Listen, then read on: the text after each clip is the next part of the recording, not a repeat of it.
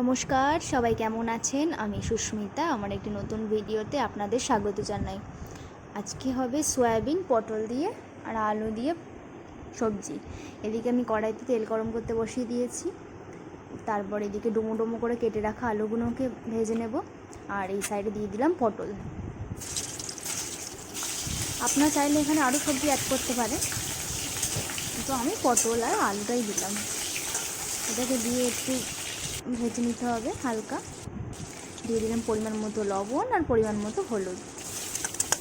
এই দেখুন, এই সয়াবিনগুলোকে আগে থেকে গরম জলে সেদ্ধ করে রাখা ছিল, সেটাকেই দিয়ে দিলাম।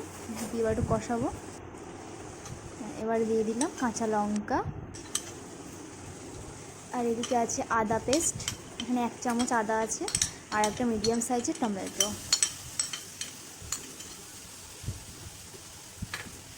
এই মশলাটাকে দিয়ে এবার সুন্দর করে কষিয়ে নিতে হবে। একটু দিয়ে দিলাম গোটা গরম মশলা। এটাকে আবার সুন্দর করে কষিয়ে নেব।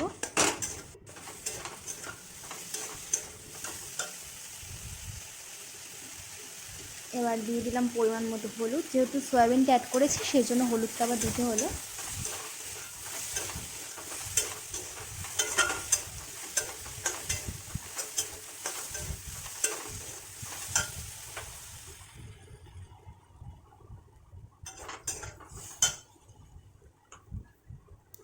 এরপরে দিয়ে দিলাম পরিমাণ মতো লবণ।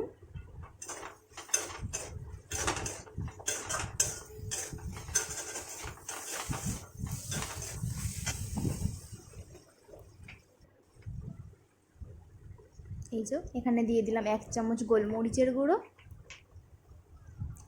আর 1 চামচ জিরা,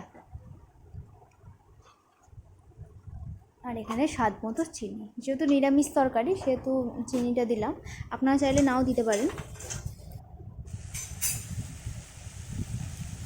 দেখুন, মশলাটা যদি তলায় না লেগে যায়, তার জন্য অল্প করে দিয়ে দিলাম গরম জল। এই জলটা দিয়ে সুন্দর করে কষিয়ে নিতে হবে সয়াবিনটা।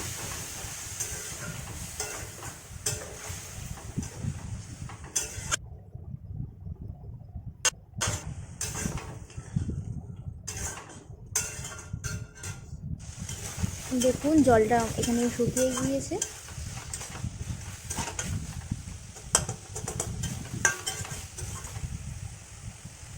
এবার আমি দিয়ে দেবো পরিমাণ মতো জল।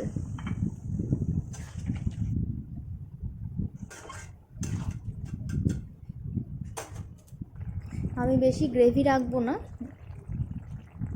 এই যে এখানে দিয়ে দিলাম গরম মশলা,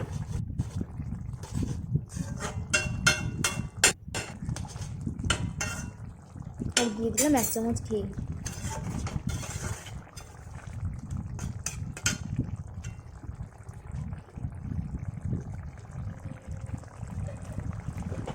দেখুন, সয়াবিনের তরকারি আমাদের রেডি। দেখুন কেমন হয়েছে, অবশ্যই কমেন্টের মাধ্যমে জানাতে ভুলবেন না।